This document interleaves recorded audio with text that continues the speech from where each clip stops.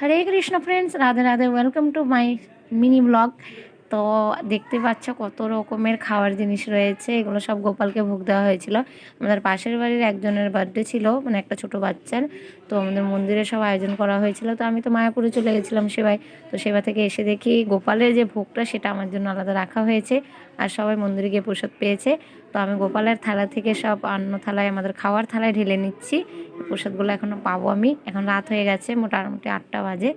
তো খুবই ঠান্ডা পড়েছে। দেখো কি কি আইটেম আছে। এটা হলো এঁচোড়, তারপরে চাটনি, ফ্রাইড রাইস আছে, প্লেন রাইস আছে, ভেজ ডাল আছে, তারপরে মগজ দিয়ে সে পনির করা আছে, বেগুনি আছে, বাঁধাকপির পকোড়া আছে, পাঁপড়, তারপরে শসা, লেবু, শাক, আর আর মিষ্টি। তো আমার এটা ফেভারিট, বাঁধাকপির পকোড়া। এটা আমার খুব ভালো লাগে, কিন্তু ঠান্ডা হয়ে গেছে। গরম গরম খেলে আরও ভালো লাগতো, কিন্তু কিছু করার